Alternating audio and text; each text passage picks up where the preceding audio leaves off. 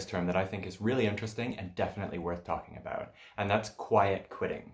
So what quiet quitting means is not actually quitting your job, not leaving your employer or leaving the premises. It means just doing the least amount of work possible, putting in the least amount of effort to stay in your job, fly under the radar, not get noticed, but collect your paycheck.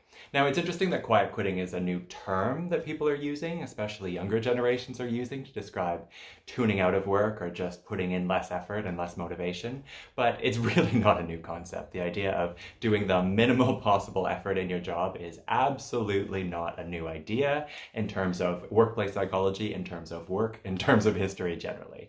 There's always people in groups who put in less effort, but there's also a long history of people getting exhausted and burnt out and having situations where the demands of your workplace or your work are far more than you can ever possibly hope to accomplish, and the rewards aren't commensurate, so you just don't put in the same amount of effort.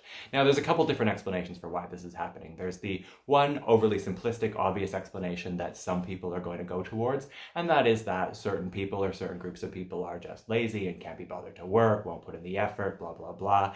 That's all bullshit. That's not really a good explanation. There's always some people who aren't going to put in the effort, who can never really be motivated, or who want a job that is going to be the least amount of effort for the most amount of reward, but aren't necessarily going to try and meet in the middle. That is not most people. Most people want to do a good job. Most people want to put in the effort. Most people want to use their intelligence, their ability, their expertise, their strengths in their work, and want to feel good for contributing something to the workplace, to the team, to the environment, whatever it is. Most people want to put in effort, want to do a good job, want to be seen to do a good job, and want to find a workplace, a boss, a team, an organization that they can use their skills really effectively.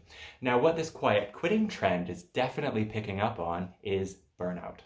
And burnout is something that happens when the demands of the job exceed the resources you have in the job. So the demands in the job are everything from, the demands on your time, your intention, what you need to do, the requirements of the job, everything that you need to get done, whatever your performance criteria are, what you need to do, where you need to be, what has to happen, what you have to produce. Those are all the job demands. The job resources are everything you get as part of the job to help you get the job done. So that's things like physical and technological resources, right? You might need the right software and the right computing equipment or the right tools and technology to do your job effectively. If you don't have that, it's really hard or impossible to do.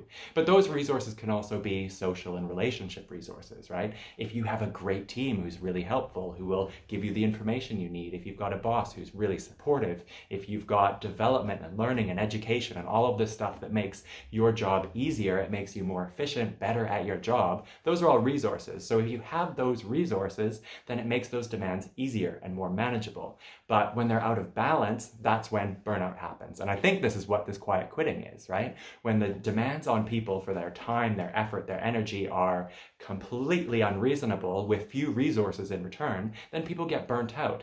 And it's not that people are lazy or don't want to work. It's that when people are emotionally, psychologically, physically exhausted from their work, they burn out, they tune out, they don't have the same amount of effort and resources to put into that job that is required.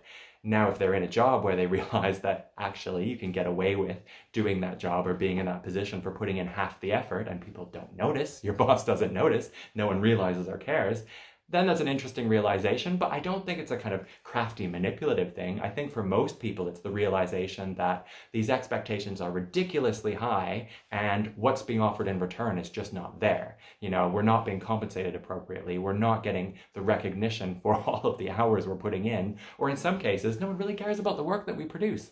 Instead of showing up 10, 12 hours a day or being online 10, 12 hours a day, no one realizes what's actually happening or what work is being done. So if you burn people out, then they start taking shortcuts. If you demonstrate to people in the office or in the workplace that the results of their work don't matter, they're going to get burnt out and pissed off. And they might not quit immediately, but this quiet quitting does happen when people don't have the resources or the capacity to put in the effort that's supposedly expected of them. So you get this situation where people are kind of flying below the radar, doing the minimum possible amount to stay in the job. I think a lot of people will end up quitting if that's the situation, or at least they'll quietly be looking for other work, because most people do really want to use their skills. They want to do a good job. They want to find a workplace where they're engaged and motivated and interested, and they're doing something and they're doing work that they can be proud of. That's the situation for most people, but if the supports and the resources in the job aren't there for them to do their best, then one way or another, they won't.